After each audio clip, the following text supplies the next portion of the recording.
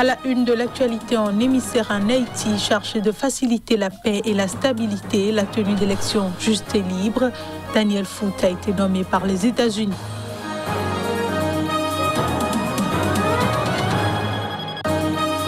Manifestation à Addis Abeba contre le Front populaire de libération du Tigré. Des dizaines de milliers d'Éthiopiens ont apporté leur soutien au gouvernement de Abiy Ahmed.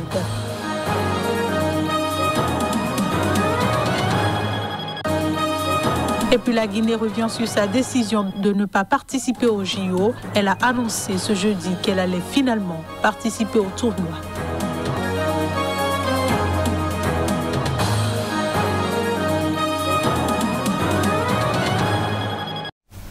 Merci de votre fidélité à nos programmes. Bonsoir et bienvenue à tous.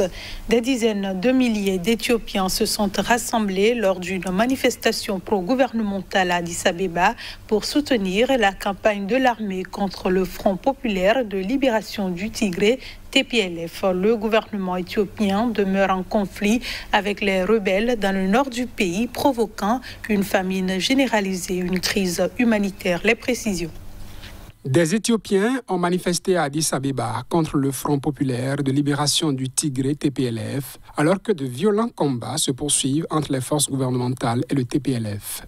Au moins 20 civils ont été tués et des dizaines de milliers ont été déplacés dans de violents combats entre rebelles et forces pro-gouvernementales dans la région Aftar, limitrophe du Tigré dans le nord-est de l'Éthiopie, a indiqué jeudi un responsable éthiopien. Près de 70 000 personnes ont été directement affectées et sont déplacées. Plus de 20 civils ont été tués, a déclaré Mohamed Hussein, un responsable de l'Agence nationale de protection civile dans la région Afar. Le Premier ministre éthiopien Abiy Ahmed, prix Nobel de la paix en 2019, a envoyé l'armée fédérale au Tigré en novembre dernier pour destituer les autorités régionales issues du Front de libération du peuple du Tigré TPLF. Selon lui, cette opération répondait à des attaques contre des camps de l'armée fédérale ordonnés par le TPLF, parti qui a dominé le pouvoir éthiopien pendant 3 décennies. Promettant de les repousser, Abiy Ahmed a mobilisé des forces régionales venues notamment de l'Oromia pour combattre aux côtés de l'armée fédérale. Dimanche, les rebelles ont affirmé avoir mené des opérations limitées visant des forces gouvernementales dans la région Afar, ouvrant un nouveau front dans leur lutte contre le gouvernement fédéral. Les combats dans la région Afar ont perturbé la distribution de l'aide alimentaire au Tigré. 10 véhicules du programme alimentaire mondial PAM transportant de l'aide ont été attaqués dimanche à une centaine de kilomètres de la capitale Afar, Semira, poussant l'agence onusienne à suspendre ses convois via cette route. Jeudi, le responsable de l'Agence nationale de protection civile a déclaré que la route était ouverte et très sûre, ajoutant que toute affirmation contraire relevait de la propagande du TPLF. Je le disais en titre, les États-Unis ont nommé jeudi le diplomate Daniel Foote comme émissaire pour Haïti, chargé de faciliter la paix et la stabilité et la tenue d'élections libres et justes après l'assassinat du président Jovenel Moïse. L'ancien chef de mission adjoint de l'ambassade américaine à Port-au-Prince, qui a été également ambassadeur en Zambie, a été nommé émissaire des États-Unis d'Amérique pour Haïti. Il va diriger les efforts du gouvernement pour soutenir le peuple haïtien et les institutions démocratiques de Haïti après l'assassinat tragique de Jovenel Moïse, a déclaré le département d'État dans un communiqué. L'émissaire des États-Unis d'Amérique pour Haïti dialoguera avec les partenaires haïtiens et internationaux pour faciliter la paix et la stabilité sur le long terme et soutenir les efforts pour tenir des élections présidentielles et législatives libres et justes, précise le communiqué. Les États-Unis sont l'une des principales puissances susceptibles d'exercer une influence sur Haïti, pays qu'ils ont occupé militairement pendant 19 ans, de 1915 à 1934. Mais le président Joe Biden exclut tout envoi de militaires américains, malgré la demande en ce sens du gouvernement haïtien qui souhaitait des troupes pour sécuriser le pays caribéen. Le chef de l'État a été assassiné par un commando armé le 7 juillet plongeant ce pays des Caraïbes déjà rongé par les violences, la pauvreté et la corruption encore davantage dans la crise. Le dernier Premier ministre nommé par le président peu avant sa mort, Ariel Henry, a pris ses fonctions mardi en promettant de rétablir l'ordre et d'organiser les élections exigées par la communauté internationale. Il est sorti vainqueur d'un bras de fer pour savoir qui devait diriger le gouvernement sous la pression de plusieurs pays, dont les États-Unis et la France, ainsi que de l'Organisation des États américains, OEA, et de l'ONU. Un soldat burkinabé a été tué et 2 autres blessés mercredi dans l'est du Burkina Faso par un engin explosif artisanal. Ils sont désormais 4 militaires à avoir été tués dans des attaques similaires en une semaine dans le pays. Reportage. Mercredi, un soldat est mort dans la province de l'Est. Il a été tué par un engin explosif artisanal, tandis que son binôme et un autre soldat ont été blessés, a indiqué à l'AFP une source sécuritaire. Avec leurs unités, ils menaient une opération de ratissage dans la forêt de Madjouari, lorsque leur motocyclette a roulé sur une mine artisanale, a expliqué une autre source sécuritaire, confirmant le même bilan.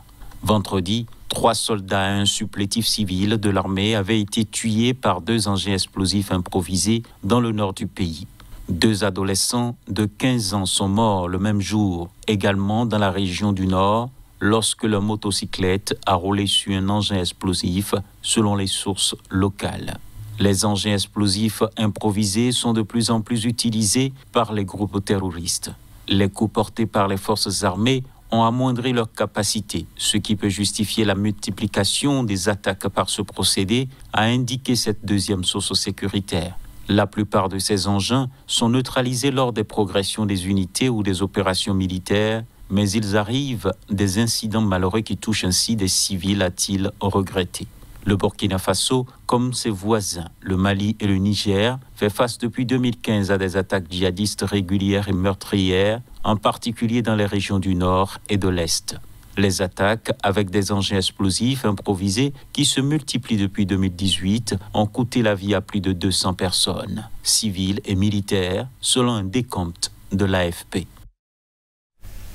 Le milieu de terrain ghanéen André Ayew va signer un contrat de 2 ans avec option pour 1 année de plus avec Al Sadd, basé à Doha. C'est ce qu'a annoncé ce jeudi le club champion du Qatar. L'ancien Marseillais de 31 ans évoluait depuis 2017 avec Swansea, redescendu en 2e division anglaise. La saison dernière, André Ayew a alors marqué 17 buts en 46 matchs de Championship et Swansea a terminé 4e barragiste mais n'a pas réussi à remonter en Premier League. Le fils d'Abedi Pelé a alors quitté le club gallois en juin dernier à la fin de son contrat. Il était attendu en fin de semaine pour passer sa visite médicale à Doha au Qatar.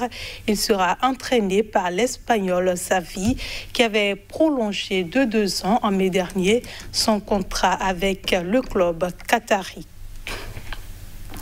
Ce journal se poursuit en Guinée. La Guinée qui avait annoncé ne pas vouloir participer aux Jeux Olympiques est revenue sur sa décision. Le pays qui doit envoyer une petite délégation de 5 athlètes aux Jeux Olympiques de Tokyo a annoncé ce jeudi qu'elle allait finalement participer au tournoi et ce après avoir annoncé la veille y renoncer à cause de la Covid-19. Conakry avait annoncé mercredi qu'en raison de la recrudescence de variants de la Covid-19 et soucieux de préserver la santé des athlètes guinéens, avoir décidé avec regret l'annulation de la participation de la Guinée aux Jeux de Tokyo. Mais après l'obtention de garanties des autorités sanitaires, le gouvernement guinéen a donné son accord pour la participation de ces sportifs à la 32e Olympiade de Tokyo. Donc c'est avec beaucoup de joie que je profite de votre antenne pour annoncer la participation de la Guinée aux Jeux Olympiques de Tokyo 2021.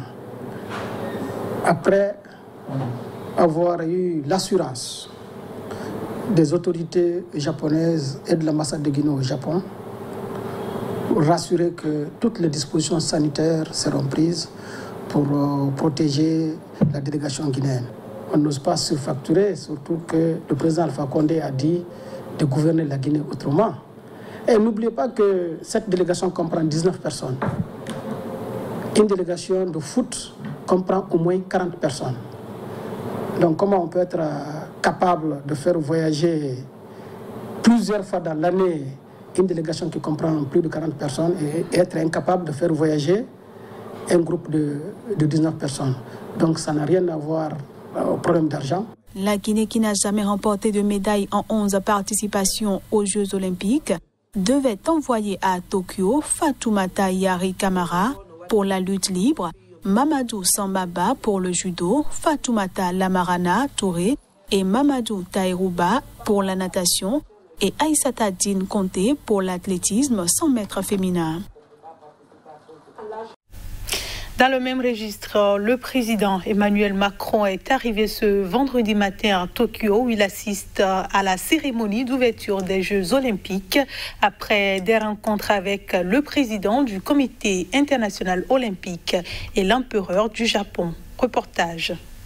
Présent à Tokyo ce vendredi matin pour assister à la cérémonie d'ouverture des Jeux olympiques reportés pour cause de pandémie, le président français a rencontré le président du Comité international olympique, Thomas Bach, et des représentants de la délégation sportive française à l'occasion d'un déjeuner au Club France.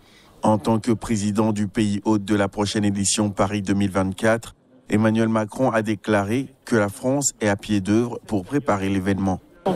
C'est important d'abord parce qu'il faut, y compris dans cette période de pandémie, apprendre à vivre avec le virus et continuer d'abord pour que l'esprit de l'olympisme, dans cette période où il est si nécessaire, qui est un esprit de coopération, de porter des valeurs justement de coopération, continue à se déployer. Ensuite, parce que aussi nos athlètes en ont besoin. C'est un rendez-vous important dans la vie de nos athlètes. Et nous sommes à pied d'œuvre. On sort du bureau là et d'une très bonne discussion avec le président du CIO, Thomas Bach. Et donc nous allons continuer, nous aussi, à aller de l'avant pour préparer notre pays au rendez-vous de 2024. Nos athlètes, mais aussi, je dirais, nos enfants, toute la société, et être au rendez-vous de ces valeurs et de l'exigence de la performance. Les Jeux olympiques se dérouleront presque partout à huis clos du fait de la recrudescence des cas de Covid-19 au Japon. Et ce sera tout pour ce journal. Merci de votre fidélité. Restez avec nous. L'info revient dans un instant.